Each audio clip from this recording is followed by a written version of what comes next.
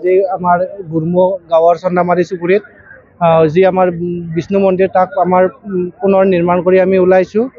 ওলোৱাৰ ক্ষেত্ৰত আজি আমি তাক শুভ উদ্বোধন কৰিবলৈ আমি মনস্থ কৰিছিলোঁ। সেই মৰ্মে আমি এদিনীয়া বৰ্ণাঢ্য কাৰ্যসূচীৰে বিভিন্ন কাৰ্যসূচী ৰাখি আজি আমি অনুষ্ঠান আয়োজন কৰিছোঁ। ৰাতিপুৱা আমাৰ প্ৰথমতে আমাৰ মন্দিৰৰ শুভ উদ্বোধন কৰিলোঁ।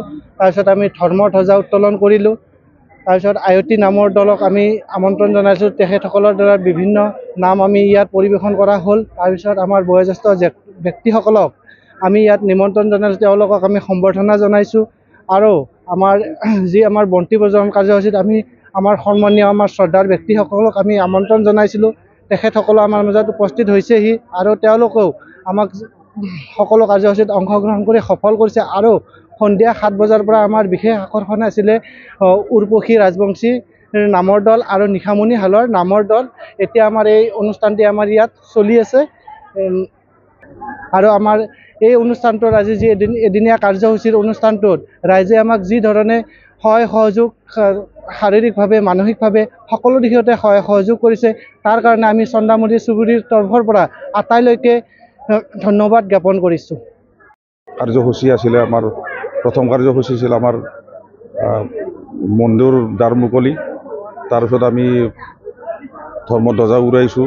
দ্বিতীয় কাৰ্যসূচীত আছে আমাৰ নাম আয়তীসকলৰ নাম পৰিৱেশন। তাৰপিছত আমি আয়তীসকলৰ নাম পৰিৱেশনৰ পিছতে আমি আমাৰ গাঁৱৰ চন্দামাৰী চুবুৰীৰ জীয়াৰী বোৱাৰী যিবিলাক বিয়া হৈছিল তেখেতসকলৰ জোৱাইবিলাকক আমি সম্বৰ্ধনা অনুষ্ঠান পাতি সম্বৰ্ধনা জনাইছোঁ। বৃদ্ধসকলক আমি সম্বৰ্ধনা জনাইছোঁ। তাৰপিছত আমাৰ অনুষ্ঠানবিলাক আৰু কৰিছোঁ কেনেকৈ বিভিন্ন আমাৰ গুৰমো অঞ্চলৰ মানুহৰ সহায় সহযোগিতাৰ দ্বাৰাই এই মন্দিৰটো নিৰ্মাণ কৰি উলিয়াইছোঁ। লগতে আমি বিভিন্ন মানুহৰ পৰা ডনেশ্যন লৈ মন্দিৰ বনাই আমি মানে সফল হৈছোঁ। এইখিনি বৰ্তমান আমাৰ 7 বজাতে নাগৰা নাম আছিল। সময়ৰ গতিত অকণমান দেৰি হ'ল, গতিকে আমাৰ উৰ্পশী ৰাজবংশীৰ মাতিছিলোঁ নাগৰা নামৰ বাবে। তেখেত ইতিমধ্যে আমাৰ মাজত আহি পৰিছে আৰু আমি নিশামণি হালৈক আমন্ত্ৰণ জনাইছোঁ। তেখেতো আহি পাইছে। গতিকে তেখেতক আমি নাম পৰিৱেশন কৰিম। আমাৰ ৰাইজ উৎফুল্লিত হৈ আছে নাম চাবৰ বাবে। আমাৰ যিটো মন্দিৰ, এই মন্দিৰটো আমি স্থাপিত হৈছিল 1938 চনতে। সেই সময়ত আমাৰ টিনুৰ চালি আছিলে। এতিয়া আমি আহি আমি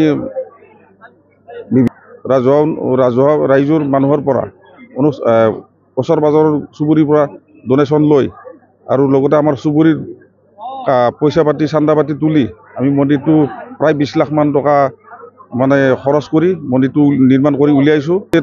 বৰ্তমান আমাৰ মহেশ্বৰ বসুমতাৰী ডাঙৰীয়া উপস্থিত হৈছে। তেখেতক আমি নাম উদ্বোধক হিচাপে মাতিছিলোঁ। তেখেত আহি আমাৰ মাজত উপস্থিত হৈ আছে।